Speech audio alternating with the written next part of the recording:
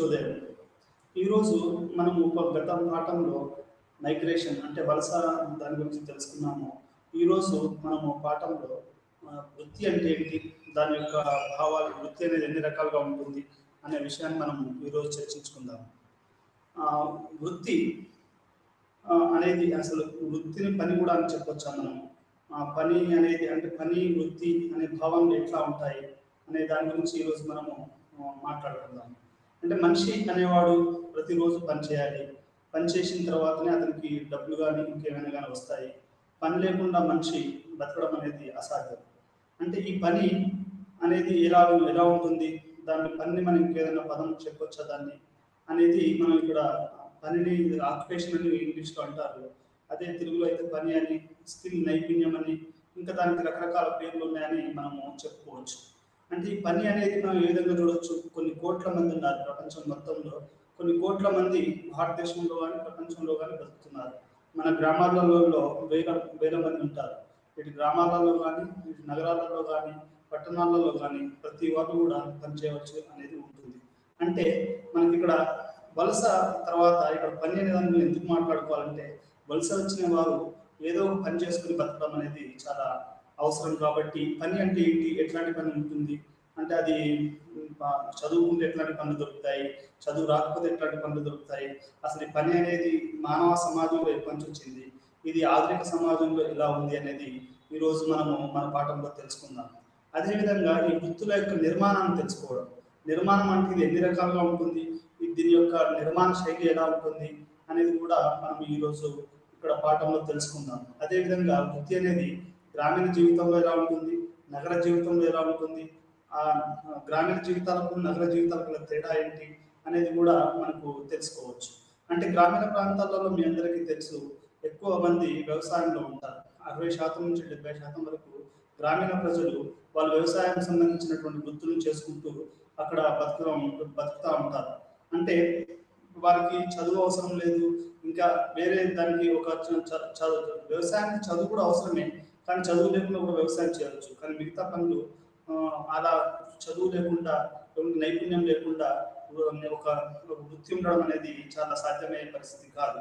అంటే ఇక్కడ మానవ చరిత్రలో అసలు వృత్తి అనేది ఏ విధంగా ఉద్భవించింది, వృత్తి అనేది గ్రామీణ ప్రాంతాలలో ఎలా ఉంది, అదేవిధంగా పట్టణ ప్రాంతాలలో ఎలా ఉంది, మహానగరాలలో ఎలా ఉంది అనేది మనం తెలుసుకోవడం జరుగుతుంది. అంటే ఈ యొక్క వృత్తిని ఎవరెవరు ఏ విధంగా దాన్ని యొక్క నిర్వర్తించారు, మనం ఎటువంటి నిర్వచనం ఇవ్వచ్చు. ఇప్పుడు మనం కూలికి పోయామనుకోండి, దాన్ని మనం వృత్తి అని చెప్పుకోవచ్చా? అవి అంటే దానికి వేరే దానికి తేడాలు ఏంటి, మిగతా వాళ్ళకి ఒక పెద్ద ఆఫీసర్ ఉన్నాడు అనుకోండి, అతనికి ఉన్న కూలికి గల తేడా ఏంటి, ఇవన్నీ కూడా మనం యొక్క వృత్తిలో నేర్చుకోవాల్సినటువంటి అవసరం ఉంది. అంటే ఇక్కడ పనిని నైపుణ్యం అని కానీ, లేకపోతే పని అని కానీ, వర్క్, స్కిల్స్, క్రాఫ్ట్ అని ఇట్లాంటి రకరకాల ఇంగ్లీష్ పదాలని మనం వాడుతూ ఉంటాం పని అనే దానికి. అయితే దీని గురించి మాట్లాడుకునేటప్పుడు మనకు ప్రముఖ సామాజిక శాస్త్రవేత్త నెల్సన్ అతను ఏమంటాడంటే, ఒక వ్యక్తి యొక్క జీవితము అతను చేసే పని మీద, అతని యొక్క జీవితం మొత్తం అతని పని, అతని యొక్క పరిచయాలు, అతని యొక్క జీవన విధాన శైలి కానీ మొత్తం కూడా అతను పనిచేసే దాని మీదనే ఆధారపడి ఉంటాయని చెప్తాడు. ఉదాహరణకు మాట్లాడుకుంటే, ఒక వ్యవసాయదారుడు ఉన్నాడు అనుకోండి గ్రామీణ ప్రాంతాల్లో, అతని వృత్తి వ్యవసాయం అనుకోండి, అతను ప్యాంట్ చొక్కా వేసుకొని వ్యవసాయం చేయడు, మామూలుగానే ఒక లుంగి ఆ తర్వాత షర్ట్ వేసుకొని చేస్తాడు. అంటే దాన్ని బట్టి ఏంటంటే పని అనేది అతని యొక్క జీవన విధానాన్ని, అతని యొక్క పని విధానాన్ని అది తెలియజేస్తుంది. అంటే అతని యొక్క పరిచయాలు కూడా ఒక వ్యవసాయదారుడు వేరే వ్యవసాయదారులతో కలిసి అతని వ్యవసాయానికి సంబంధించినటువంటి పనులలో అతను ఉండడం జరుగుతుంది. అంటే ఇక్కడ అర్థం ఏంటి అంటే, ఒక వృత్తి అనేది అతని యొక్క ఒక మనిషి యొక్క జీవన విధానాన్ని, అతను పనిచేసే విధానాన్ని, అతని యొక్క పరిచయాన్ని, అతని మొత్తం జీవన శైలిని మొత్తం నిర్ణయిస్తారని చెప్పుకోవచ్చు. అదేవిధంగా ఇంకొక పని వాళ్ళని తీసుకున్నాం అనుకోండి, చేపలు పట్టే వాళ్ళని తీసుకున్నాం అనుకోండి, చేపలు పట్టే వాళ్ళ పని ఏ విధంగా ఉంటుంది, అల్లికలు చేయడము, ప్రతిరోజు చెరువుకు పోవడము, ఆ తర్వాత చేపలను పట్టడము, ఆ వాటిని అమ్మడము అనేది అదొక పనిగా చెప్పుకోవచ్చు. అదేవిధంగా ఇప్పుడు మహానగరాలలో ఉండే పెద్ద పెద్ద ఉద్యోగస్తులు ఉన్నారనుకోండి, అతనికి ఆఫీస్కి వెళ్ళడము, ఆ తర్వాత ఆఫీస్లో పని చేయడము, సాయంత్రం ఇంటికి రావడము, అంటే దీని యొక్క ఆ ఆఫీసర్ యొక్క జీవితం మొత్తము ఈ యొక్క మొత్తం అతని మన చుట్టూ పరిచయాలు, ఆ తర్వాత ఆఫీసు, అతని ఇల్లు, వీటి చుట్టే మొత్తం తిరుగుతూ ఉంటుంది. అంటే నెల్సన్ అనే సామాజిక శాస్త్రవేత్త ప్రకారం పని అనేది మనిషి యొక్క జీవన విధానాన్ని, అతని యొక్క అలవాట్లని, అతని యొక్క పరిచయాలని, అతని యొక్క అవి మొత్తం కూడా ఈ యొక్క పని లేకుంటే నైపుణ్యం మీదనే ఆధారపడి ఉంటాయని చెప్పుకోవడం జరిగింది. అదేవిధంగా ఇంకొక ఉదాహరణ మీకు ఇస్తాను. అసలు పని అంటే ఏంటి, వృత్తి అంటే ఏంటి అంటే సాఫ్ట్వేర్ ఇంజనీర్ని తీసుకున్నారనుకోండి. సాఫ్ట్వేర్ ఇంజనీర్ యొక్క వృత్తి ఏంటంటే కంప్యూటర్ ముంగడ కూర్చొని ప్రోగ్రామింగ్స్ చేయడం. అది మన భారతీయులు చాలా నైపుణ్యంగా ఈ పనిని చేస్తూ ఉంటారు. అంటే వీరి యొక్క వృత్తి ఏంటి అంటే సాఫ్ట్వేర్ డెవలప్మెంట్. వీరి యొక్క వృత్తి చుట్టే మొత్తం జీవితం ఉంటుంది. వీళ్ళ ఆలోచన విధానం కానీ, వీళ్ళ ఫ్రెండ్షిప్ కానీ, లేకుంటే వీళ్ళ జీవన విధానం కానీ, ఇవంతా కూడా అతను చేసే వృత్తిని ఆధారపడి ఉంటుంది. ఒక వ్యవసాయదారునికి ఉదాహరణకి ఇంకోటి చెప్పాలంటే, ఒక వ్యవసాయదారునికి ఇంకొక మనం దీన్ని తీసుకున్నాం అనుకోండి. ఒక వ్యవసాయదారునికి ఆ తర్వాత ఒక సాఫ్ట్వేర్ ఇంజనీర్ని తీసుకున్నాం అనుకోండి. అప్పుడు ఏమవుతుంది అంటే ఉదాహరణకు మీ ఇద్దరిని కూడా మీరు తులనాత్మకంగా చేయండి. చేస్తే ఏమర్థమవుతుంది? వ్యవసాయదారుని జీవితం పూర్తిగా వేరుగా ఉంటుంది. అదేవిధంగా ఒక సాఫ్ట్వేర్ ఇంజనీర్ యొక్క జీవితం పూర్తిగా వేరే విధంగా ఉంటుంది. అంటే ఇక్కడ మీకు అర్థం ఎందుకు చెప్పాను ఈ వ్యవసాయదారుని గురించి, ఈ యొక్క సాఫ్ట్వేర్ ఇంజనీర్ గురించి ఎందుకు చెప్పాను మీకు అంటే, ఈ వ్యవసాయదారుని యొక్క వృత్తి అనేది అతని జీవితాన్ని, అతని యొక్క నడివడికను, అతని యొక్క డ్రెస్సింగ్ స్టైల్ను, ఆహారం, అతని యొక్క అలవాట్లని మొత్తాన్ని కూడా అది నిర్ణయిస్తుంది. అదేవిధంగా ఒక సాఫ్ట్వేర్ యొక్క పని విధానం కానీ, అతని యొక్క పరిచయాలు కానీ, అవి అతని యొక్క జీవితాన్ని, అతనికి ఉండే పరిచయాన్ని, అతను టై కట్టుకుంటాడు. వ్యవసాయదారుడు టై కట్టుకోడు. అంటే ఈ రెండు కూడా భిన్న ధృవాలు. ఒక పక్క వ్యవసాయదారుడు ఉన్నాడు, ఇంకొక పక్క ఇటు సాఫ్ట్వేర్ ఇంజనీర్ అనేవాడు ఉన్నాడు. అంటే ఈ రెండు కూడా వృత్తులే. ఈ రెండు వృత్తులలో వారి యొక్క నైపుణ్యాన్ని బట్టి వారు పనులు చేస్తూ ఉంటారు. ఈ ఉదాహరణ ఎందుకు ఇచ్చానంటే, వృత్తి అంటే మీకు పూర్తిగా ఒక సరైన అవగాహన ఉండడానికి ఈ యొక్క ఉదాహరణ మీకు ఇవ్వడం జరిగింది. మరి ఈ వృత్తులు ఎన్ని రకాలుగా ఉన్నాయి అనేది మనం కూడా తెలుసుకోవాల్సిన అవసరం ఉంది. వృత్తి అనేది భారతదేశంలో భారతదేశంలో కానీ ప్రపంచంలో కూడా 3 రకాలుగా విభజించడం జరిగింది. అది ఎటువంటి విభజన అనేది మనం తర్వాత తెలుసుకుందాం. అయితే ఇక్కడ ఇంకొక వృత్తి అనేది ఇంకా దాని యొక్క విపులంగా మాట్లాడుకోవాలంటే, మీరు వృత్తిలోనే మనిషి యొక్క జీవితం గడిచిపోతుంది. మీరు ఇంకో ఉదాహరణకు తీసుకుంటే, ఒక టీచర్ని తీసుకున్నారనుకోండి. అతను టీచరు తన జీవితం మొత్తం 40 సంవత్సరాలు 50 సంవత్సరాలు అతను చాక్ పీసులు, బోర్డులు, పిల్లలు, ఆ స్కూలు ఇట్లాంటి వాతావరణంలోనే అతని యొక్క జీవితం మొత్తం గడిచిపోతుంది. అంటే అతని వృత్తి మొత్తం అతని యొక్క అవసరాన్ని, అతని యొక్క విధానాన్ని, తన యొక్క మిగతా మిత్రులతోటి వరకు ఉన్నటువంటి వృత్తి, వాళ్ళతోటి స్నేహము, ఇట్లాంటివన్నీ కూడా అది అతని యొక్క జీవిత విధానాన్ని, అతని యొక్క పరిచయాన్ని, అతని యొక్క ప్రతిరోజు దినచర్యను అది నిర్ణయిస్తుంది. అంటే ఎంత ప్రభావవంతమైనటువంటి పనులు ఉంటాయో, ఎంత ప్రభావవంతమైనటువంటి దాని యొక్క ప్రభావం ఉంటుందో మీరు అర్థం చేసుకోవచ్చు.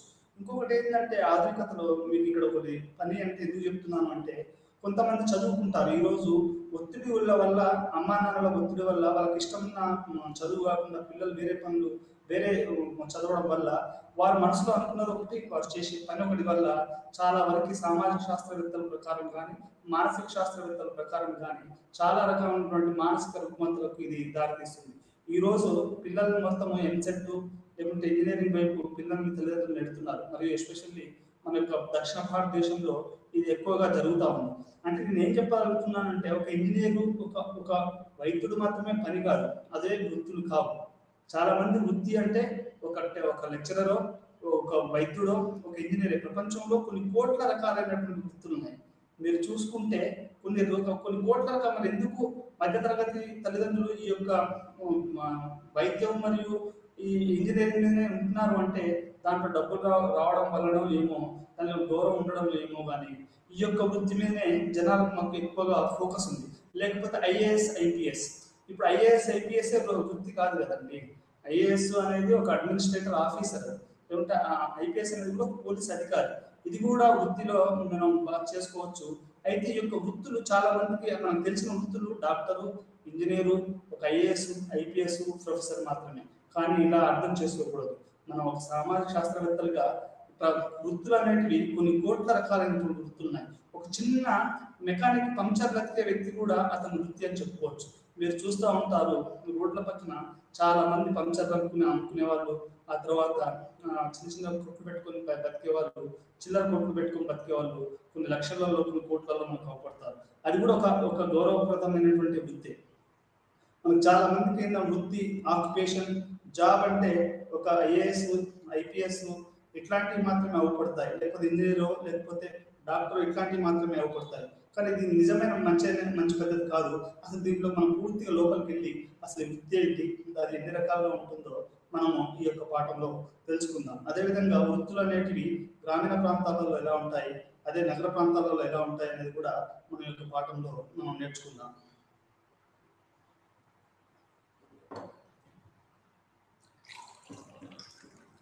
వృత్తిని పని కూడా అంటారు. వృత్తిని ప్రజలు తమ జీవితాల్లో మనుగడ సాగించడానికి తీసుకుంటారు.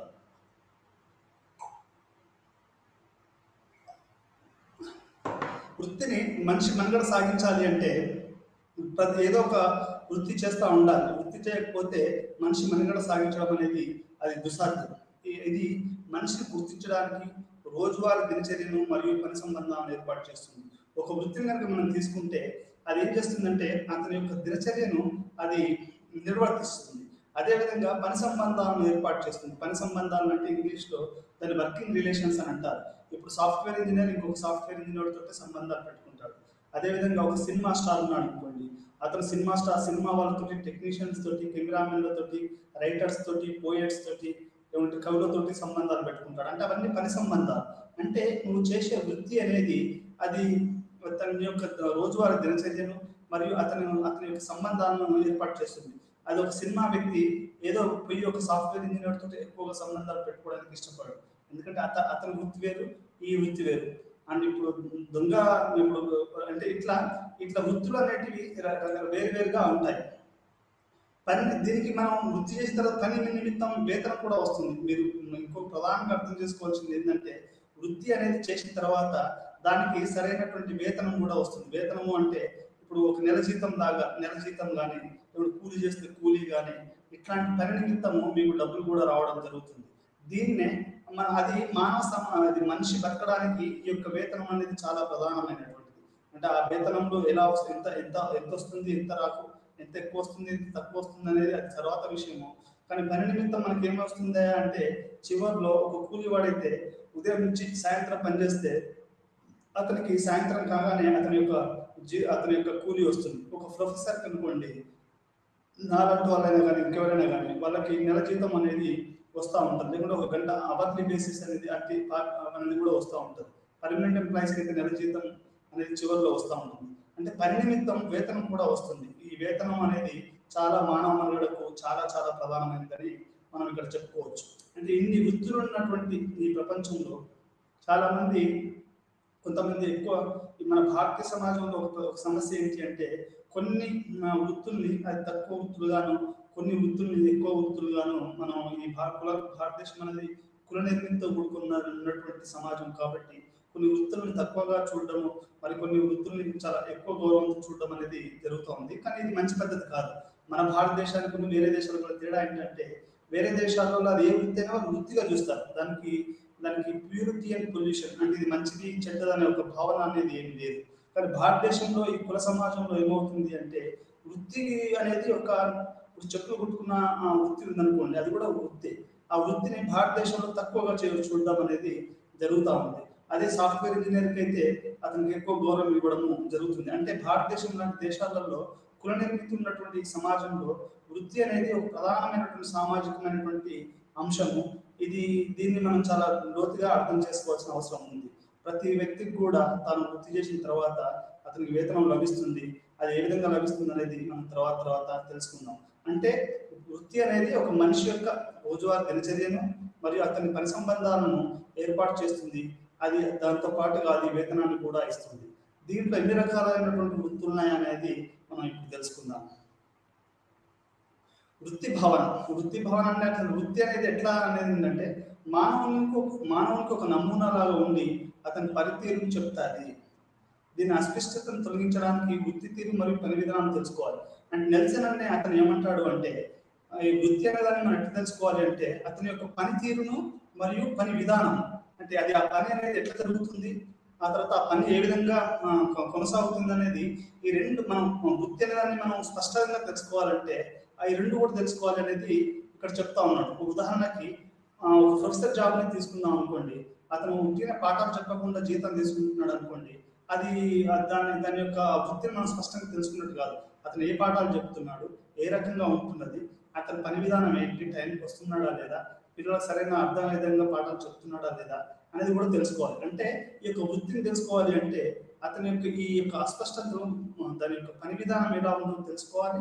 అదేవిధంగా మరియు తీరును, అంటే అది ఏ విధంగా కొనసాగుతుందో కూడా తెలుసుకోవాలని నెల్సన్ అనే ఒక సామాజిక శాస్త్రవేత్త ఈ యొక్క ఆక్యుపేషన్ అనే దాని మీద అతను వృత్తి భావనను చాలా స్పష్టంగా నిర్వర్తించాడు.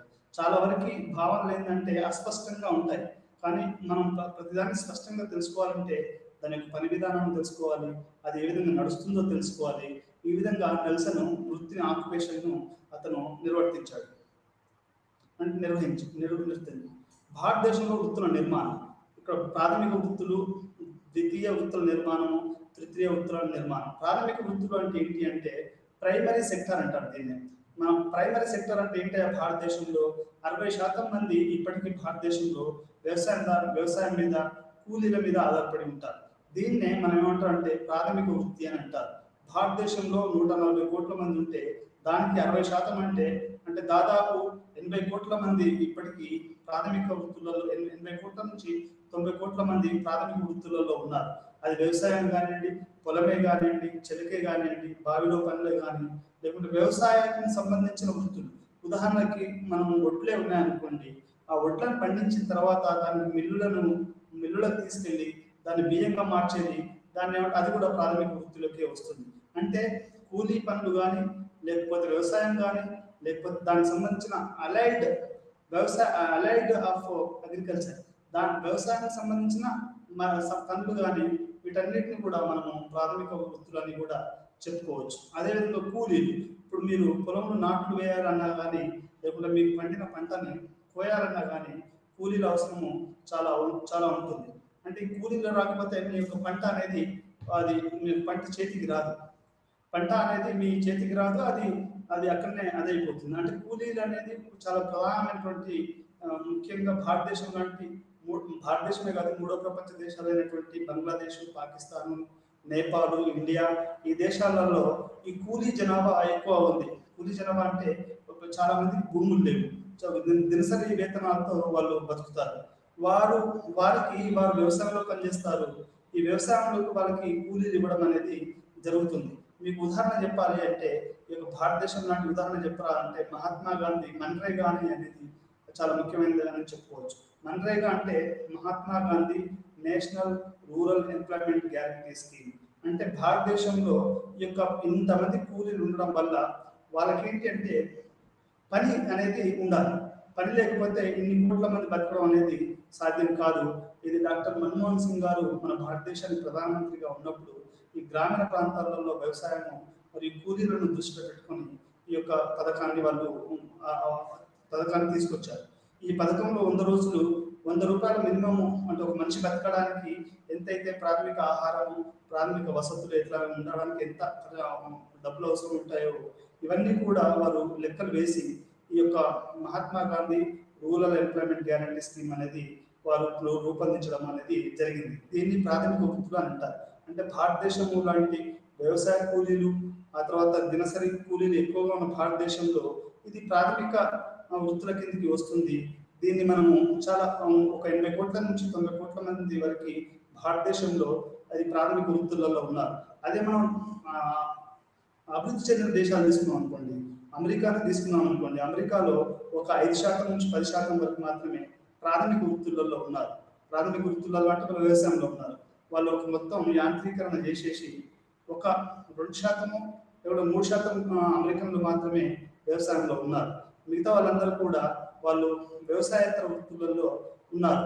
అంటే భారతదేశము అందుకనే రోజు రోజుకి జనాల్ని అది పట్టణ ప్రాంతాల్లో తీసుకురావాలని, వారికి పట్టణాలలో ఇవ్వాలనేది కూడా ఒక చర్చ జరుగుతూ ఉంది. మీరు ఇంకా యూరోప్‌ని కూడా తీసుకుంటే అక్కడ ప్రాథమిక వృత్తులు అంటే అగ్రికల్చర్‌లో గానీ, అక్కడ కూలీలు గానీ తక్కువ మంది ఉంటారు. అక్కడ కూలీలు దొరకడము, వ్యవసాయంలో పనిచేసే వ్యక్తులు చాలా తక్కువగా ఉంటారు. మన భారతదేశం లాంటి సమాజంలో ఈ యొక్క వ్యవసాయం అనేది ఎక్కువగా ఉండి, లేకుంటే కూలీలు అనేవాళ్ళు ఎక్కువగా ఉండి, ఇది ప్రాథమిక వృత్తిగా మనము చెప్పుకోవచ్చు. ఇది భారతదేశం యొక్క ప్రాథమిక వృత్తి అని చెప్పుకోవచ్చు. దీనికి ఇంకా మనం కొంచెం ఉదాహరణగా చెప్పుకుంటే, మీరు మొట్టమొదటిసారిగా మన భారతదేశ ప్రధానమైనటువంటి నెహ్రూ గారు మొట్టమొదటి పంచవర్ష ప్రణాళికను వ్యవసాయ ప్రణాళికగా చేశారు. వ్యవసాయ ప్రణాళిక రెండో రెండో ప్రణాళికను అంటే దీనివల్ల ఈ యొక్క ప్లానింగ్ కమిషన్ అనేది కొన్ని కోట్ల రూపాయల పాటు వ్యవసాయ అభివృద్ధి చేస్తేనే మన భారతదేశంలో మనకు ఎక్కువ మందికి మనం వృత్తిని కల్పించవచ్చు, వ్యవసాయదారుడే ముఖ్యమనేది నెహ్రూ గారు భావించి మనకు దాంతో పాటుగా ఆధునిక డ్యాములు, మీరు నాగార్జున సాగర్ చూడండి, డాక్రా నంగల్ డ్యామ్ చూడండి, లేకపోతే ఆధునిక దేవాలయాలను కూడా వాటిని అంటాము. ఈ ఆధునిక దేవాలయాలు ఏంటయ్యా అంటే ఎందుకు చేపట్టారు, ఎవరి గురించి చేపట్టారు, కొన్ని వేల కోట్ల రూపాయలు ఎందుకు ఖర్చు పెట్టారు అంటే, ఇవి ప్రాథమిక వృత్తుల యొక్క వ్యవసాయదారులు, కూలీలు మరియు స్త్రీలు వీరందరి యొక్క శ్రేయస్సు కోరుకుంటుంది. కాబట్టి ఈ వృత్తుల్ని బాగు చేయడానికి, వారి యొక్క జీవిత విధానాన్ని మార్చడానికి, వారికి వ్యవసాయం అనేది దండగ కాదు, ఒక పండగ అనే ఒక ఒక దాన్ని తీసుకురావడానికి గాను నెహ్రూ గారు మొదటి నుంచి చేశారు. ఆ తర్వాత ప్రభుత్వాలు కూడా అది జై కిసాన్ అనే నినాదంతో లాల్ బహదూర్ శాస్త్రి గారు కూడా ప్రాథమిక వృత్తులకి ఎక్కువగా అవకాశం ఇచ్చి దాన్ని పెంచడానికి చేశారు. అంటే ఈ యొక్క వృత్తి అనేది కొన్ని కోట్ల మంది యొక్క ప్రాథమిక వృత్తులలో ఉన్నారు. దాన్ని మనం ఈ విధంగా అర్థం చేసుకోవాలి. అంటే భారతదేశం లాంటి బంగ్లాదేశ్, పాకిస్తాన్, నేపాల్ ఈ దేశాలలో కొన్ని కోట్ల మంది ప్రాథమిక వృత్తులలో ఉన్నారు. ప్రాథమిక వృత్తుల్లో కూలీ అనేది కూడా వ్యవసాయంతో పాటుగా వ్యవసాయ కూలీలు కొన్ని లక్షల మంది, కొన్ని కోట్ల మంది భారతదేశంలో వ్యవసాయ కూలీలు ఉన్నారు.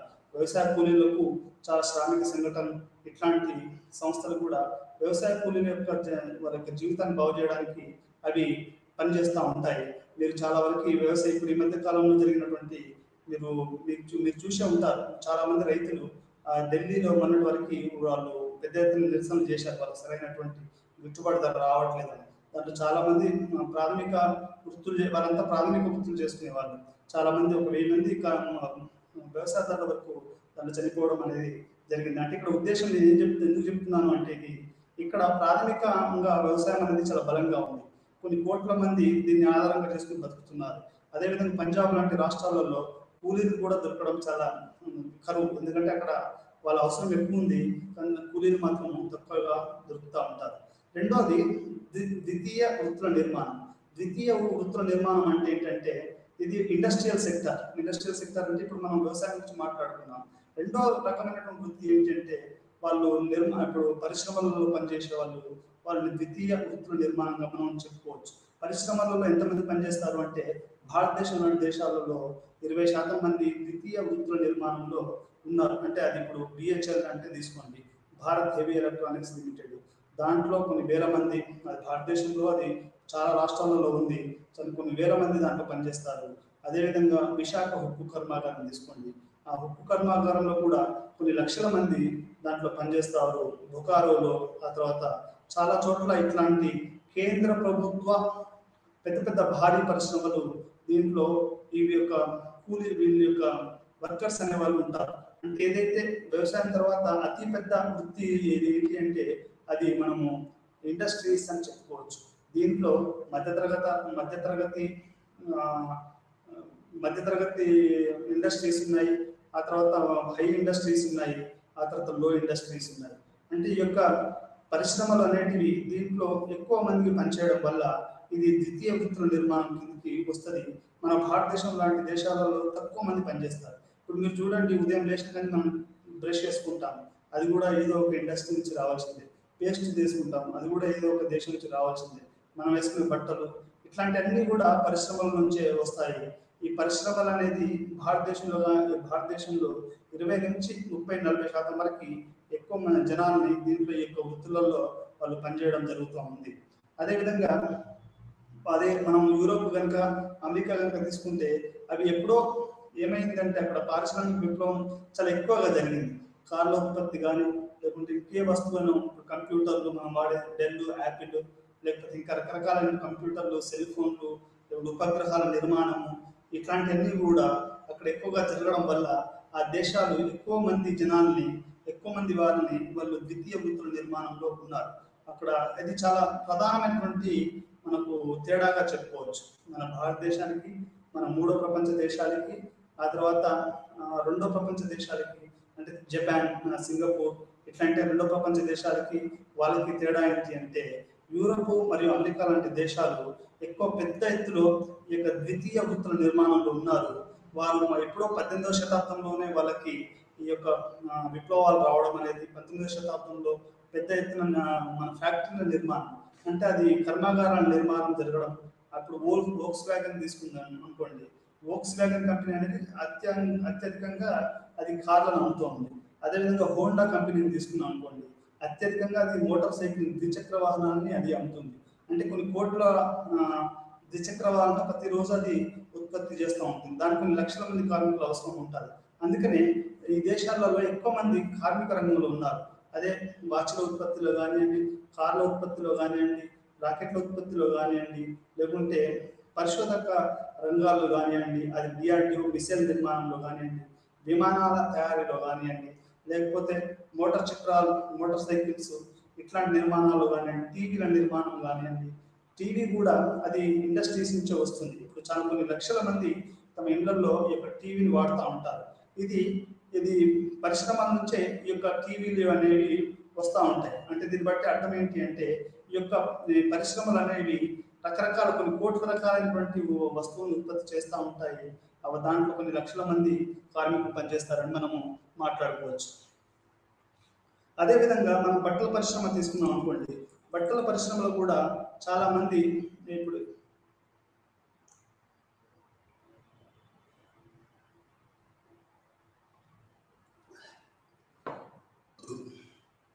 బట్టల పరిశ్రమ కనుక తీసుకుంటే మాంచెస్టర్ మరియు కొన్ని దేశాలలో ఈ యొక్క బట్టల పరిశ్రమ అనేది చాలా ఎక్కువగా నడుస్తూ ఉంది.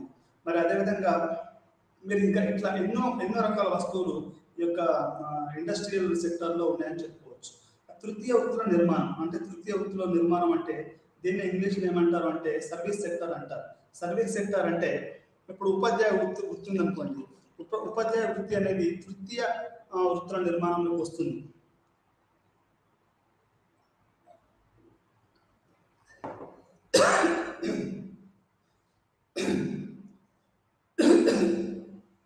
ఇది తృతీయ వృత్తుల నిర్మాణంలోకి వస్తుంది. అదేవిధంగా మనము మాస్ కమ్యూనికేషన్ తీసుకున్నాం అనుకోండి.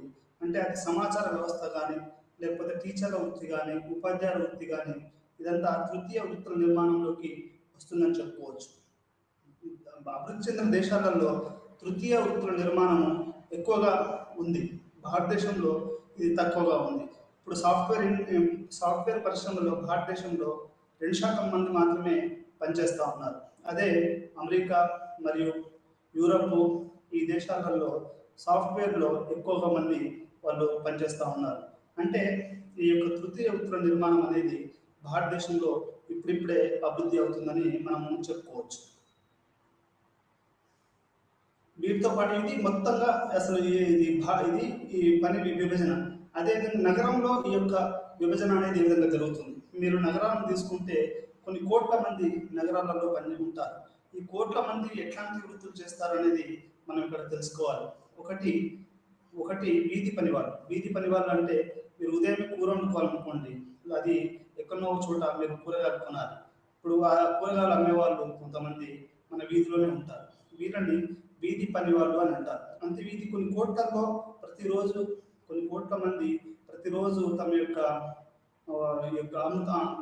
అన్ని వస్తువులను అమ్ముతూ ఉంటారు. టమాటాలు కానివ్వండి, బెండకాయలు కానీ, ఇంకేదైనా కానీ. వీళ్ళని ఏమంటాము అంటే వీధి పనివాళ్ళు అని అంటారు. వీళ్ళు మన ప్రతి వీధిలో మీరు చూడండి ఒక కూరగాయల షాప్ ఉంటుంది, అదేవిధంగా ఒక బియ్యం అమ్మే షాప్ ఉంటుంది. ఇట్లా రకరకాల వృత్తులు చేసే వాళ్ళు వీళ్ళు ఉంటారు. అంటే ఇప్పుడు అదేవిధంగా చెప్పులు కుట్టే వాళ్ళు కూడా ఉంటారు. అంటే వీరిని వీధి పని వాళ్ళు అని అంటారు. ఈ వీధి పని వాళ్ళు అనేది భారతదేశంలో ఎక్కువగా మంది ఉన్నారు. వీళ్ళు వీధి పని వాళ్ళు లేకపోతే మనం ఏది కూడా చేయలేము. మీరు సబ్బే తెచ్చుకోవాలనుకోండి, మీకు ఉన్నటువంటి లోకల్ ఏరియాలో ఒక చిన్న షాప్ ఏదో ఉంటుంది. ఆ షాప్‌లో వెళ్ళి మీరు సబ్బు తెచ్చుకోవాలి. అంటే ఇక్కడ సబ్బు నుంచి మొదలు పెట్టుకుంటే కూరగాయలు, పప్పు దినుసులు, కిరోసిను, పెట్రోలు ఇట్లాంటివన్నీ కూడా వీధి పని వాళ్ళు ఎక్కువగా చేస్తా ఉంటారు. అదేవిధంగా రిపేరింగ్ షాపులుంటాయి. రిపేరింగ్ షాపులు అంటే వాళ్ళు ఏదైనా చిన్నది వస్తువులు ఇంట్లో చెడిపోతే వాళ్ళు బాగు చేస్తూ ఉంటారు. అదేవిధంగా వాళ్ళు వీధి పని వాళ్ళ యొక్క ఏంటి అంటే వీళ్ళకి ఒక స్థిర నివాసం కానీ ఒక స్థిరమైన కొంతమంది వీధి పని వాళ్ళకి ఒక స్థిర నివాసం కానీ ఒక స్థిర దుకాణం కానీ ఉండదు. మీరు వాళ్ళు వాళ్ళు పండ్లు అమ్మేవాళ్ళు కానివ్వండి, లేకపోతే ఇంకేదన్నా వస్తువులు అమ్మేవాళ్ళు కానివ్వండి, ఒక వీధి నుంచి ఇంకో వీధికి వెళ్తారు, ఒక ఊరు నుంచి ఇంకో ఊరికి ఒక ఒక ఒక ప్రాంతం నుంచి ఇంకో ప్రాంతానికి వెళ్తారు. వీళ్ళు ఈ విధంగా వీధి పని వాళ్ళకు ఒక స్థిరమైనటువంటి ఇల్లు కానీ లేకుంటే ఒక పని విధి కానీ అనేది ఉండదు. తోపుడు పనులు, రిక్షా కార్మికులు మీకు మంచి ఉదాహరణ చెప్తాను. అది రిక్షా కార్మికులు తీసుకోండి. రిక్షా కార్మికుడు ఏ టైంలో ఏ వీధిలో ఎక్కడ ఉంటాడో తెలియదు. అదేవిధంగా మనం ఇంకో కొంచెం ఈ తోపుడు పని వాళ్ళని తీసుకుంటే కూడా వీళ్ళని వీధి పని వాళ్ళు అని మనము చెప్పుకోవచ్చు. ఈ రిక్షా కార్మికులే ఉదాహరణకు తీసుకుంటే రిక్షావాడు ఈ వీధిలో కొంతమంది డ్రాప్ చేసేసి మళ్ళీ ఇంకొక వీధిలోకి వెళ్ళి అతను అక్కడి నుంచి వేరే కాడికి వెళ్ళడం అనేది జరుగుతూ ఉంది. అంటే ఈ వీధి పని వాళ్ళు చాలా ఎక్కువగా కొన్ని లక్షల మంది ఉంటారు. నేను మహానగరాలలో హైదరాబాద్ కానివ్వండి, అది ముంబై కానివ్వండి, లేకపోతే కలకత్తా కానివ్వండి, ఈ వీటిలలో ఎక్కువ మంది వీధి పని వాళ్ళు ఉంటారు.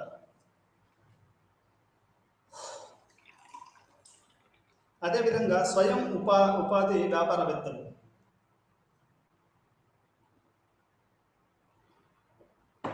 స్వయం ఉపాధి వ్యాపారవేత్తలు అంటే వీళ్ళు ఏంటంటే తమ యొక్క చిన్న దుకాణం పెట్టుకొని వాళ్ళు వ్యాపారం చేస్తూ ఉంటారు. అది ట్రావెల్ ఏజెన్సీసే కావాలండి. ఇప్పుడు మీరు ఒక ఉదాహరణకి ఒక టికెట్ని మీరు ఇక్కడి నుంచి ఎక్కడికన్నా బుక్ చేయాలనుకోండి, అది ట్రావెల్ వాళ్ళు చేస్తారు. అదేవిధంగా స్వయం ఉపాధి వ్యాపారవేత్తలు భారతదేశంలో కానీ సెల్ఫ్ ఎంప్లాయ్మెంట్ అంటారు దీన్ని ఇంగ్లీష్లో. ఈ అందరికీ ప్రభుత్వ ఉద్యోగాలు రావు. ప్రభుత్వ ఉద్యోగం అంటే అది బాగా చదువుకుని అది అలా వచ్చే అవకాశం ఉంది, కానీ అందరికీ యొక్క ప్రభుత్వ ఉద్యోగాలు అనేవి రావడం జరగదు. ఇన్ని కోట్ల మందికి అది ఎక్కువ మంది సెల్ఫ్ ఎంప్లాయ్మెంట్ మీదనే ఆధారపడి ఉంటారు. ఎవరైనా ఒక తండ్రి వ్యాపారం చేసుకుంటున్నాడు అనుకోండి, వాళ్ళ పిల్లడు కూడా అదే వ్యాపారం చేస్తారు. వారిని వ్యాపారవేత్తలని మనము సెల్ఫ్ ఎంప్లాయిడ్ పీపుల్ అని చెప్పుకోవచ్చు. అంటే ఇది కొన్ని వేల మంది కొన్ని లక్షల మంది ఉంటారు. ప్రతి వీధిలో కూడా స్వయం ఉపాధి పొందినటువంటి వ్యాపారవేత్తలు ఉంటారు. అదేవిధంగా రకరకాలైనటువంటి దీనికి ఒక ప్రధానమైనటువంటి అదేంటంటే వ్యాపారానికి అతనికి షార్ప్ మైండ్ ఉండాలి. షార్ప్ మైండ్ అంటే అతను ఒక వ్యాపారవేత్తకి ఈ యొక్క దాన్ని ఏమంటారు మైండ్, షార్ప్ మైండ్ అనేది ఉండాలి. షార్ప్ మైండ్ అంటే అతను చాలా పరిస్థితిని బట్టి తన యొక్క అంచనా వేయగలిగి అతను చేయగలిగాడు. మనకు టమాటాలు ఉన్నాయనుకోండి, ఆ టమాటాలు సాయంత్రం వరకు అమ్మకపోతే అవి ఖరాబ్ అయిపోతాయి. అంటే అతను చాలా చాలా తెలివితో కూడుకు చాలా ఎక్కువగా తెలివి, ఒత్తిడి కూడా యొక్క స్వయం ఉపాధి వ్యాపారవేత్తలు ఎక్కువగా ఉంటుంది. అందుకని మీరు చాలామంది చూస్తూ ఉంటారు, ఎంతోమంది బిజినెస్ పీపుల్ ఆత్మహత్యలు చేసుకోవడము, లేకుంటే స్టాక్ ఎక్స్చేంజ్లో ఉన్న వాళ్ళకి రకరకాలైనటువంటి నర్వస్ ప్రాబ్లమ్స్ రావడము, ఇవన్నీ జరిగి వ్యాపారవేత్తలు చాలామంది లాస్లో గురైపోయి వాళ్ళు ఆత్మహత్యలు చేసుకోవడం జరుగుతుంది. అంటే ఇట్లాంటి స్వయం ఉపాధి వ్యాపారవేత్తలు అనేటివి చాలా ప్రధానంగా నగరాలలో ఉంటాయి. ఈ యొక్క వ్యాపారవేత్తలు వాళ్ళు చాలా వరకు వ్యాపారం చాలామంది ఏమనుకుంటారంటే తొందరగా డబ్బులు సంపాదించుకోవచ్చు అట్లానే కూడా కొంతమంది ఎక్కువగా ఇన్వెస్ట్మెంట్ చేసేసి అప్పుల పాలైపోయి వాళ్ళు చాలామంది చనిపోవడం కూడా జరుగుతూ ఉంది. అంటే స్వయం ఉపాధి వ్యాపారవేత్తలు అనేవి ఒక ప్రధానమైనటువంటి భాగం ఈ యొక్క మహానగరాలలో. వీరితోటే మొత్తం మధ్యతరగతి జీవితాలు ఇవన్నీ జరుగుతూ ఉంటాయి. మూడోది కర్మాగార కార్మికులు. అంటే ఇప్పుడు మనం స్వయం ఉపాధి వ్యాపారవేత్తలు తెలుసుకున్నాము. ఇప్పుడు మూడోది ఏంటంటే కర్మాగార కార్మికులు. నగరాలలో కొన్ని రకరకాల కర్మాగారాలు ఉంటాయి. అది ఉక్కు కర్మాగారాలు కానివ్వండి, మెకానిక్ కర్మాగారాలు కానివ్వండి, వాచ్ల తయారీ కానివ్వండి, లేకపోతే ఇంకేదైనా తయారీ వస్తువుల తయారీ కానివ్వండి, రకరకాల కార్మిక వర్గాలు అనేటివి ఈ యొక్క నగరాలలో ఉంటాయి. ఈ యొక్క ఈ కర్మాగారాలలో చాలా లక్షల మంది కార్మికులు పనిచేస్తూ ఉంటారు. మనం ఇప్పుడు హైదరాబాద్ని తీసుకుంటే బిహెచ్ఎల్లో ఉన్నటువంటి కర్మాగారాలలో కొన్ని లక్షల మంది కర్మాగారంలో అక్కడ మన బిహెచ్ఎల్ దగ్గర పనిచేస్తూ ఉంటారు. దీన్ని అంటే సిటీలో ఇది ఒక ప్రధానమైనటువంటి అంశంగా మనము చెప్పుకోవచ్చు. అదేవిధంగా దీంట్లో కూడా రెండు రకాలు ఉంటాయి, సంఘటిత కార్మికులని, అసంఘటిత కార్మికులని. సంఘటిత కార్మికులు అంటే వాళ్ళకు ట్రేడ్ యూనియన్ అంటూ ఉంటుంది. ట్రేడ్ యూనియన్ అంటే దాంట్లో ఒక మెంబర్షిప్ ఉండడము, అది అది వాళ్ళు దాంట్లో చాలా రూల్స్ అండ్ రెగ్యులేషన్స్ అనేది ఉంటాయి. అది కర్మాగారంలో కార్మికులు ఆర్గనైజ్డ్ సంఘటిత కార్మికులు అని చెప్పుకోవచ్చు. ఈ కర్మాగారాలలో స్త్రీలు పురుషులు సమాన వేతనాలతోటి కర్మాగారాలలో పనిచేస్తూ ఉంటారు. ఈ కర్మాగారాలు ఏంటి, మనం ఇంతకుముందు చెప్పుకున్నట్టు పెద్ద కర్మాగారాలు కావచ్చు, మధ్యతరగతి కర్మాగారాలు కావచ్చు, లేకపోతే చిన్న కర్మాగారాలు కావచ్చు. ఇప్పుడు బ్లేడ్ల కంపెనీ ఉంది, మన ఉదాహరణకి బ్లేడ్ల కంపెనీలో మా ఊర్లో నుంచి ఉన్నటువంటి కొంతమంది చదువుకున్న అమ్మాయిలు ఆ బ్లేడ్ల కంపెనీలో పనిచేయడం, అశోక బ్లేడ్ ఇట్లాంటి బ్లేడ్లలో మనం చదువుకోవడం జరుగుతూ ఉంది. అంటే ఇక్కడ నేను చెప్పాల్సిన పాయింట్ ఏంటంటే, ఈ బ్లేడ్ ఉత్పత్తి అనేది చిన్న కర్మాగారం, దాంట్లో కూడా చాలా మంది పనిచేస్తూ ఉంటారు. అంటే అట్లాంటి కర్మాగారాలలో చాలా మంది కార్మికులు ఈ యొక్క నగర ప్రాంతాలలో పనిచేస్తూ ఉంటారు.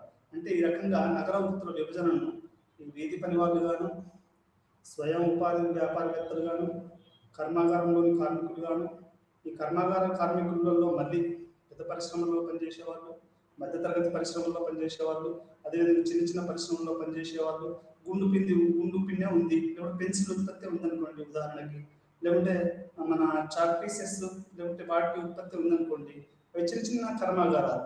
దాంట్లో కూడా చాలా ఉక్క పొట్లాల ఉత్పత్తి ఉందనుకోండి, అది కుటీర పరిశ్రమ లేకపోతే కుటుంబ పరిశ్రమ కూడా మనం చెప్పుకోవచ్చు. దాంట్లో చాలా మంది సిటీలో ఉన్న వాళ్ళు ఒక్కపొడి తయారీలో, అదేవిధంగా కొన్ని అగ్గిపెట్టలు కాదండి, ఈ యొక్క చిన్న చిన్న వృత్తులలో ఉంటారు.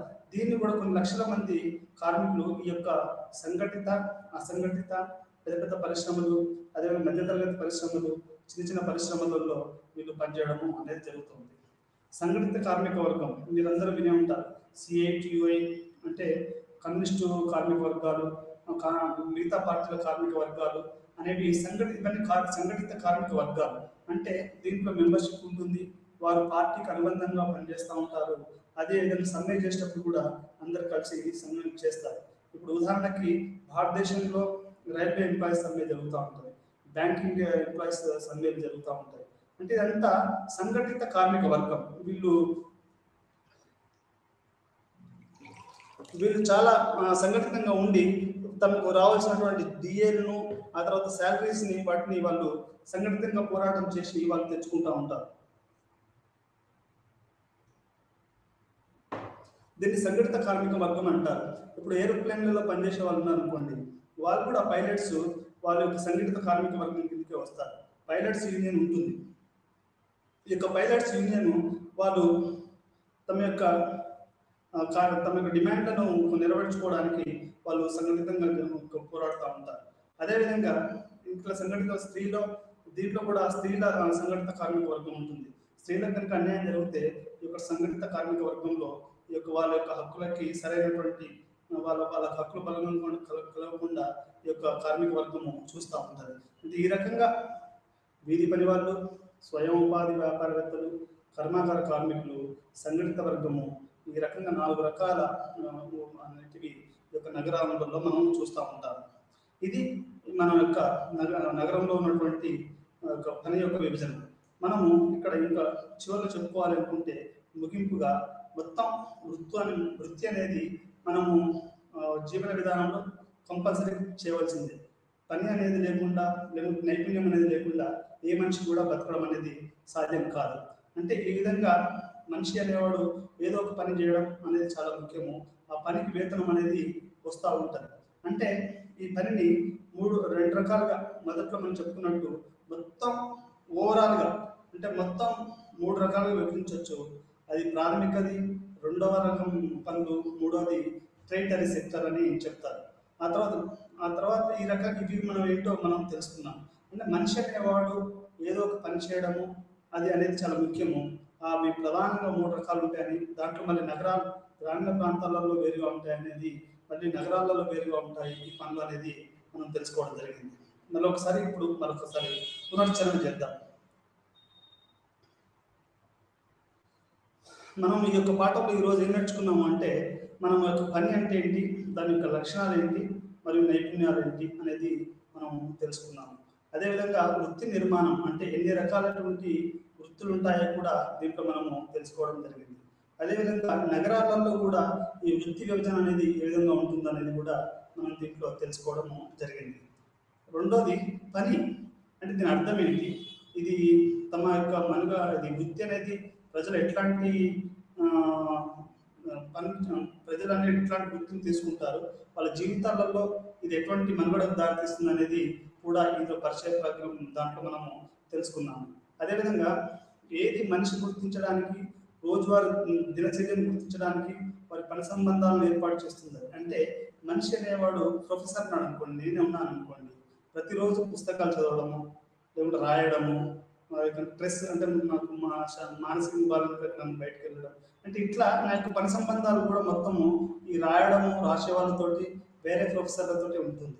అంటే ఇట్లా నా యొక్క దినచర్యను ఇది నా వృత్తి అనేది ఇక్కడ మనకు తెలియజేస్తుంది. అదేవిధంగా మన పని నిమిత్తం వేతనం కూడా ఇస్తారు. అంటే నాకే కాదు, ప్రతి వాళ్ళకు కూడా వేతనాలు అనేది ఈ విధంగా పని నిమిత్తము, వృత్తి నిమిత్తము వేతనం అనేది చాలా వస్తూ ఉంటుంది. ఇది మానవ మనుగడలో చాలా ప్రధానమైనటువంటిది యొక్క వృత్తి అని మనము చెప్పుకోవచ్చు. అది మీరు పెద్ద వృత్తి కానీ చిన్న వృత్తి కానివ్వండి, దాంట్లో మీ మనసు ఉంటే ఆ వృత్తి చేసుకోవడం అనేది చాలా ప్రముఖమైనది.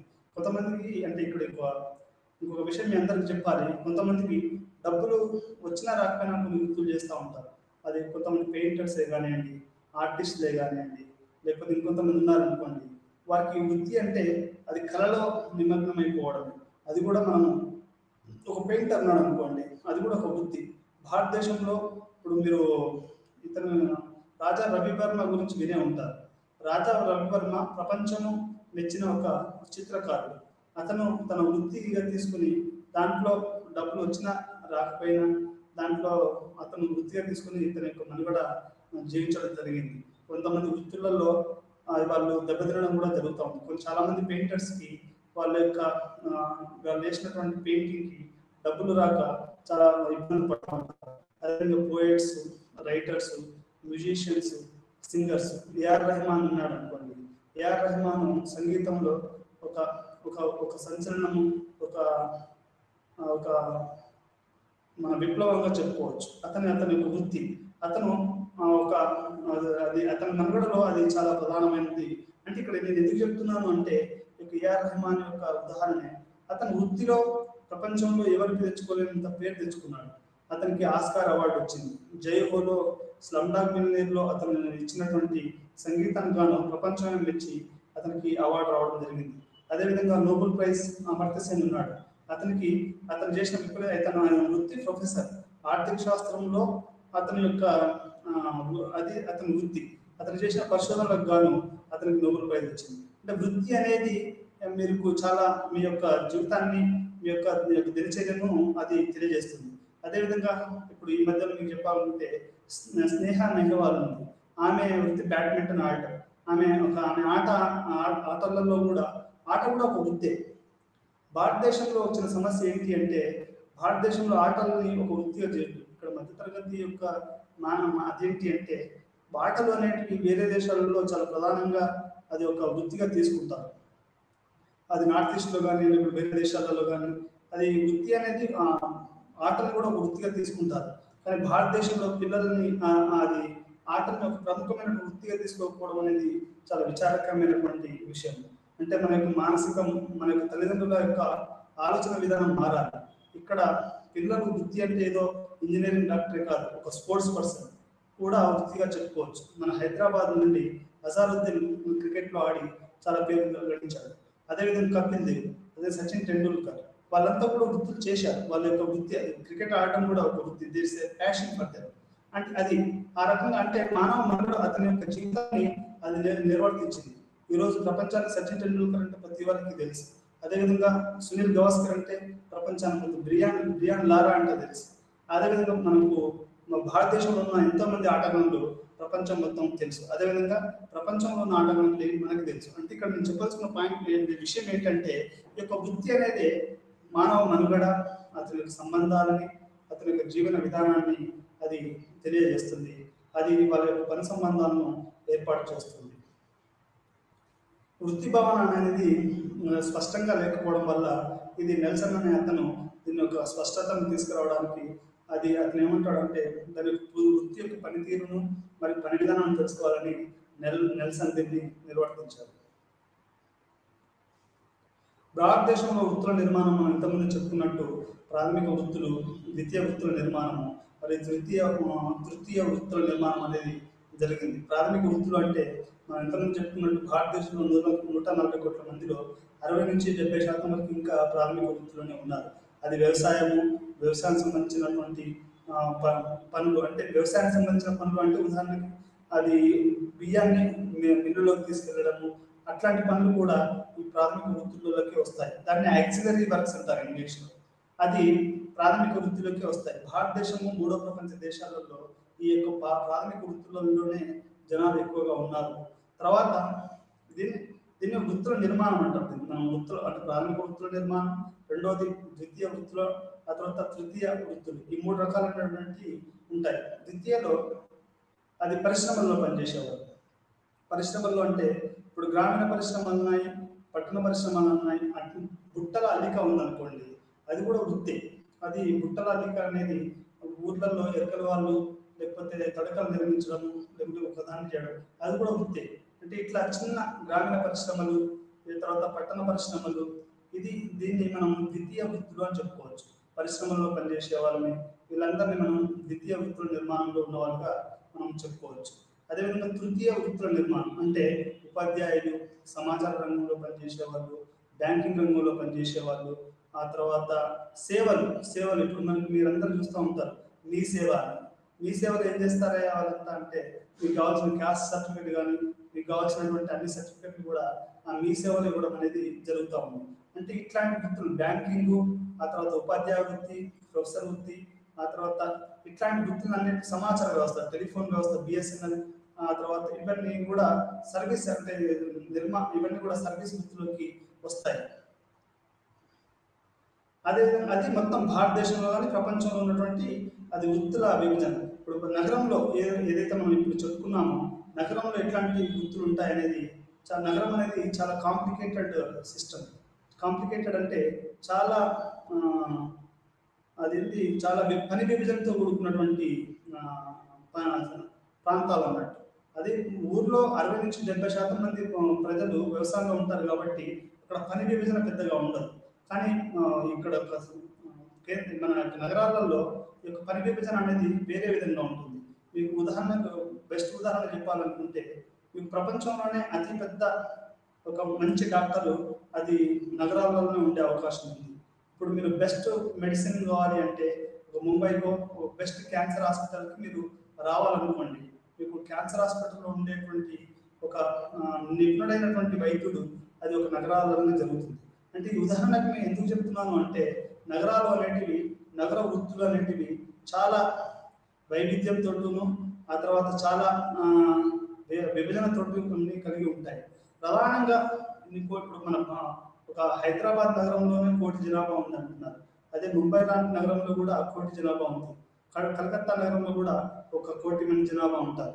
అంటే ఇట్లా నగరాలు ఇవే కాకుండా చిన్న చిన్న నగరాలు కూడా ఉంటాయి. అక్కడ కూడా పని జరుగుతూ ఉంటుంది. అంటే ఈ నగరాలలో ప్రధానంగా వీధి పని వాళ్ళు అంటే మీరు ఉదయం మున్సిపాలిటీ వాళ్ళు వస్తారు. మున్సిపాలిటీ వాళ్ళు చేసే పనులు కూడా అది వీధి పని అని చెప్పుకోవచ్చు. వీధి పని వాళ్ళు అది కూరగాయలు అనుకునే వాళ్ళు, అదేవిధంగా చెప్పులు కుట్టేవాళ్ళు, అది చిల్లర కొట్లు పెట్టుకొని అమ్మేవాళ్ళు, వీళ్ళందరూ కూడా వీధి పని వాళ్ళు ఈ విధంగా ఎక్కువ మంది ఈ నగరాలలో ఉంటారు. అదేవిధంగా స్వయం ఉపాధి వ్యాపారవేత్తలు అంటే సెల్ఫ్ ఎంప్లాయ్మెంట్ పీపుల్. వీరు ఒక చిల్లర కొట్టు ఉందనుకోండి ఊర్లో, ఈ చిల్లర కట్టు అనేది స్వయం ఉపాధి కిందకి వస్తుంది. అదేవిధంగా ఇంకా వేరే చిన్న చిన్న దుకాణాలు పెట్టుకునేటువంటి గ్రాసరీ షాప్స్, లేకపోతే మన వేరే ఎనీ ఏదైనా చిన్న ట్రావెల్ ఏజెంట్, లేకపోతే ఒక టెలిఫోన్ బూత్, లేకపోతే ఒక చెప్పుల దుకాణం, లేకపోతే ఒక లైసెన్సింగ్ విదేశాలకు పంపించే ఒక ట్రావెల్ ఏజెంట్, ఇవన్నీ కూడా సెల్ఫ్ ఎంప్లాయిడ్ దాని కిందకి వస్తాయి. ప్రపంచంలో ఎక్కువగా ఒక సెల్ఫ్ ఎంప్లాయిడ్ పీపుల్ సిటీలలో ఎక్కువగా ఉంటారు. అదేవిధంగా స్వయం వ్యాపారవేత్తలు, వ్యాపారం అనేది అది ప్రైవేట్ బిజినెస్, అది ప్రైవేట్ రంగంలోనే ఉంటుంది. దాంట్లో చాలా మంది వ్యాపారవేత్తలు ఉంటారు. ఇప్పుడు మీరు తీసుకోండి, కొన్ని వందల రకాలైనటువంటి వ్యాపారాలు ఉంటాయి. అది మనం టైర్లు అమ్మే వాళ్ళు టైర్లు అమ్ముతూ ఉంటారు, అది కార్లు అమ్మే వాళ్ళు కార్లు అమ్ముతూ ఉంటారు. అదేవిధంగా మన చిల్లర పప్పు ధాన్యాలు అమ్మే వాళ్ళు పప్పు ధాన్యం, వీళ్ళందరూ కూడా స్వయం ఉపాధి పొందిన వ్యాపారవేత్తలే.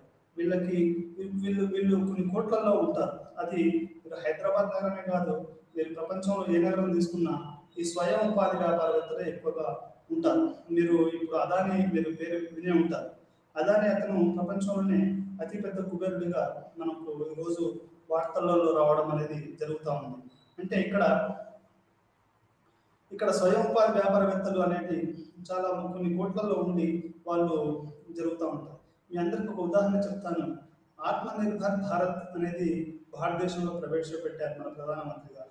అది ఆత్మనిర్భర్ భారత్ ఏంటి అంటే, ఈ యొక్క కోవిడ్ టైంలో ఏం జరిగింది అంటే, ఈ స్వయం ఉపాధి వ్యాపారవేత్తలు చాలా మంది వాళ్ళు చనిపోవడము, దెబ్బతినిపోవడము, మానసికంగా కుంగిపోవడము, ఆత్మహత్యలు చేసుకోవడం జరిగింది.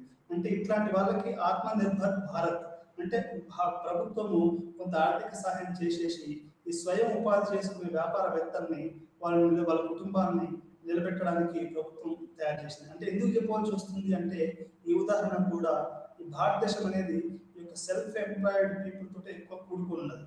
మీరు అట్టి పనులు అమ్మే వాళ్ళ దగ్గర నుంచి మొదలు పెట్టుకుంటే, మీరు అన్ని రకాల చిల్లర కొట్టులు, చాలా రకాల చిల్లర కొట్లు ఉంటాయి. వీళ్ళందరూ కూడా స్వయం ఉపాధి పొందుతున్నటువంటి వ్యక్తులు. వీళ్ళు సమాజంలో చాలా ప్రధానమైనటువంటి పాత్ర వహిస్తారు. నగర సమాజంలో కూడా వీరి యొక్క పాత్ర ఎక్కువగా ఉంటుంది. దీనికి వీళ్ళను ఆదుకోవడానికి ప్రభుత్వము ఆత్మనిర్భర్ భారత్ అని పెట్టింది. వాళ్ళు కొంతవరకు ఆ యొక్క కోవిడ్ యొక్క టైంలో వీళ్ళని కొంతమందికి బయటకు తీసుకురావడం అనేది జరిగింది.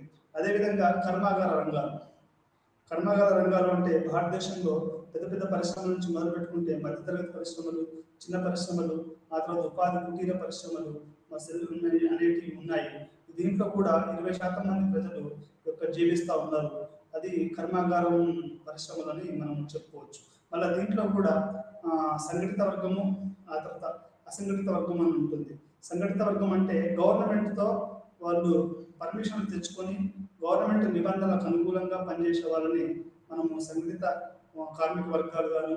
అసంఘటిత అంటే ఇప్పుడు నిర్మాణ పరిశ్రమ ఉందనుకోండి, నిర్మాణ పరిశ్రమలో కొన్ని లక్షల మంది పని. ఇప్పుడు హైదరాబాద్లో 30 అంతస్తుల బిల్డింగ్ కట్టడం, 40 అంతస్తుల బిల్డింగ్ కట్టడం, అందమైన రోడ్లు వేయడం, ఇదంతా కార్మిక వర్గం చేస్తారు. ఈ కార్మిక వర్గము అసంఘటితంగా ఉంటుంది. అసంఘటితంగా అంటే ఈరోజు కూలి దొరకవచ్చు, దొరకకపోవచ్చు. లేకపోతే కూలి దొరికిన రోజు వాడు లేకపోతే పస్తుల్లో వచ్చి వస్తుంది. మీ ఉదాహరణకి అసంఘటిత వర్గంలో ఇంకొక ఉదాహరణ చెప్తాను. మీ ఇంట్లో పెయింటింగ్ వేయాలనుకోండి.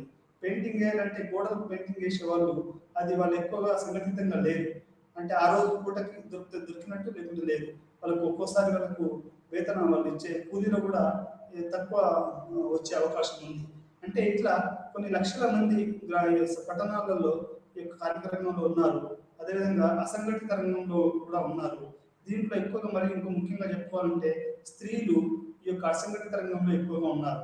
వారు లైంగిక దోపిడీకి గురి కావడము, ఆర్థిక దోపిడీకి గురి కావడము, ఆ తర్వాత ఈ యొక్క చదువు లేకపోవడం వల్ల ఎక్కువగా వాళ్ళు నగరాలలో వాళ్ళ వృత్తిని తీసుకున్నారు, కూలీ పనులను తీసుకున్నారు. కానీ వాళ్ళు లైంగిక దోపిడీకి మరియు ఆర్థిక దోపిడీకి మరియు మానసిక దోపిడీకి అనేది వాళ్ళు గురి కావాల్సి వస్తుంది. ఈరోజు ఈ విధంగా మనం 5 రకాలైనటువంటి వీటి యొక్క మొత్తం భావన అంటే ఏంటి తెలుసుకున్నాము, దాని యొక్క నిర్వచనం తెలుసుకున్నాము, దాని యొక్క నైపుణ్యాన్ని తెలుసుకున్నాము, అదే వృత్తిని పనికూడాలని కూడా తెలుసుకున్నాము. ఈ రకంగా మనము ఈ యొక్క దాని యొక్క భావన యొక్క స్పష్టతను తెలుసుకున్నాము. ఆ తర్వాత భారతదేశం వృత్తుల నిర్మాణం గురించి తెలుసుకున్నాము. ఆ తర్వాత అది ఎన్ని రకాలుగా ఉంటుందో తెలుసుకున్నాము. దాని తర్వాత నగరాలలో ఇది ఏ విధంగా ఉంటుంది ఇది అనేది పూర్తిగా తెలుసుకున్నాం. ఇక్కడ ముగింపు వాక్యాలుగా నేను చెప్పదలుచుకున్నది ఏంటి అంటే, అంటే ప్రపంచం అనేది రోజు రోజుకి ఏమవుతుంది అంటే ప్రతిరోజు కొన్ని లక్షల మంది గ్రామీణ ప్రాంతాల నుంచి పట్టణ ప్రాంతాలకి వృత్తి చేసుకోవడానికి వస్తున్నారు. ఆ వృత్తి అనేది చాలా అది కూలి పని కావచ్చు, లేకుంటే చదువుకున్న వాళ్ళు ఏదైనా ఉపాధ్యాయ వృత్తిని చేసుకోవడానికి కావచ్చు, ఇంకేదైనా రకాలైనటువంటి వృత్తిని చేసుకోవడం. ప్రపంచీకరణ అనేది చాలా వేగవంతంగా జరుగుతుంది. ఈ ప్రపంచీకరణలో కొత్త ఉపాధి అవకాశాలు వస్తున్నాయి. అంటే ఇంతకుముందు మీ అందరికీ తెలుసు పూల అమ్మకం అనేది పెద్దగా అది లేకుండా ఇప్పుడు బెంగళూరు నగరం అనేది ప్రపంచంలోనే పూల ఉత్పత్తికి మరియు దాని యొక్క విదేశాలకు పంపించడంలో అది మొదటి స్థానంలో ఉన్నట్టు మనకు ఇప్పుడు అందుతున్న సమాచారం. అంటే ఇక్కడ చెప్పాల్సిన ఏంటంటే ప్రపంచీకరణ అనేది ఒక కొత్త అవకాశాలని అది సృష్టిస్తూ ఉంది. దాన్ని అందిపుచ్చుకోవడానికి చాలా మంది కొన్ని వేల లక్షల మంది గ్రామీణ ప్రాంతాల నుంచి అది సిటీలకు రావడం జరుగుతుంది. ఇంకో ఉదాహరణ చెప్తాను. చైనాలో జరిగినటువంటి కల్చరల్ రెవల్యూషన్ అంటే ఈ యొక్క సాంస్కృతిక విప్లవం అనేది కొన్ని వేల లక్షల మందిని గ్రామీణ ప్రాంతం నుంచి సిటీకి మరలించింది. అదేవిధంగా వేరే దేశాలలో బానిసత్వాన్ని కూడా రద్దు చేయడం వల్ల కొన్ని వేల లక్షల మంది వాళ్ళు గ్రామీణ ప్రాంతాల నుంచి వదిలేసేసి నగరాలలో వృత్తులు చేయడానికి వచ్చారు. అంటే ఇక్కడ నగరం అనేది భిన్న వృత్తులకు కేంద్రంగాను దాంట్లో రోజు రోజుకి పెరుగుతూ ఉంది. ఇది చాలా చాలా ప్రధానంగా మనం అందరం తెలుసుకోవాల్సిన విషయం. ప్రతి వాళ్ళు సిటీలో బతకడానికి ఇష్టపడుతున్నారు. ఎందుకు అంటే సిటీలో ఉండేటువంటి అంటే ఈ నగరాలలో ఉండేటువంటి వైద్య సదుపాయాలు కావచ్చు, లేకుంటే నాణ్యమైన విద్య కావచ్చు, లేకపోతే ఇంకా రకరకాలైనటువంటి రోడ్డు నిర్మాణాలు కానీ, ట్రాన్స్పోర్ట్ కానీ, లేకపోతే అంటే మన రవాణా కానీ, మనకుండే రోడ్లు కానీ చాలా అద్భుతంగా ఉంటాయి. కాబట్టి ప్రతి వాళ్ళు కూడా ఈ నగరాలలో ఉండడానికి ఇష్టపడడం వల్ల రోజు రోజుకి పని చేసుకోవడానికి ఈ యొక్క సిటీలకు రావడం అనేది జరుగుతుంది. దీనివల్ల ఏమవుతుంది అంటే వీధి పని వాళ్ళు పెరుగుతున్నారు, స్వయం ఉపాధి చేసుకునే వాళ్ళు కూడా పెరుగుతున్నారు, కర్మాగారాలు చేసుకునే వాళ్ళు కూడా పెరుగుతున్నారు. అదేవిధంగా అసంఘటిత రంగంలో కూడా వాళ్ళు సంఘటిత అసంఘటిత రంగాలలో కూడా వీళ్ళు పెరుగుతూ ఉన్నారు. ప్రపంచీకరణ అనేది మొత్తం ఈ యొక్క మానవుని యొక్క వృత్తుల్ని వాటన్నిటిని చాలా వేగవంతంగా మారుస్తూ ఉంది. దాంతో పాటుగా ప్రజలు కూడా చాలా వేగవంతంగా గ్రామీణ ప్రాంతాల నుంచి వాళ్ళు సిటీలకు వచ్చి ఈ 4 వృత్తులలో వాళ్ళు పనిచేయడం అనేది జరుగుతూ ఉంది. ఇది ఇంకా నాకు తెలిసి మన భారతదేశంలో ఇంకా ఇది ఎక్కువగా చాలా వేగవంతంగా ఈ యొక్క మార్పు అనేది జరిగి ఇంకా రోజు రోజుకి సిటీలు అనేటివి 2050 వరకు మొత్తం ప్రపంచ జనాభాలో 50% వరకు వాళ్ళు సిటీలోనే ఉండే అవకాశం ఉంది అనేది మన ప్రపంచ బ్యాంకు, మన ప్రపంచ ఐక్యరాజ్య సమితి కానీ, లేకుంటే లేబర్ ఆర్గనైజేషన్ కానీ ఇవి చేస్తున్నటువంటి అంచనాలు ఏంటి అంటే వచ్చే 2050 వరకు ప్రపంచ జనాభా 50% వరకు అది పట్టణాలలో ఉండే అవకాశం ఉందని వాళ్ళు ప్రపంచ నివేదికలు మనకు తెలియజేస్తున్నాయి. అంటే అదేవిధంగా ప్రపంచ చాలా హెల్త్ ఆర్గనైజేషన్స్ కానివ్వండి, ఆ తర్వాత మిగతా స్త్రీలకు సంబంధించిన ఆర్గనైజేషన్స్ కానివ్వండి, మైగ్రేషన్ ఆర్గనైజేషన్స్ కానివ్వండి, ఇవన్నీ కూడా రాబోయే రోజుల్లో ఏం చెప్తున్నాయంటే నగరాలలోనే పని ఎక్కువగా ఉంటుంది. ప్రపంచీకరణ అనేది ఎక్కువ మందిని ఊరు నుంచి మన పట్టణాలకు తీసుకొస్తుంది. అది ఎక్కువగా పని విభజనను దారితీస్తుంది. స్కిల్డ్ లేబర్ అనేది జరుగుతూ ఉందనేది ఇక్కడ మనం చెప్పుకోవాల్సింది. ఈ విధంగా నగరాల వృత్తుల విభజన అనేది జరిగింది.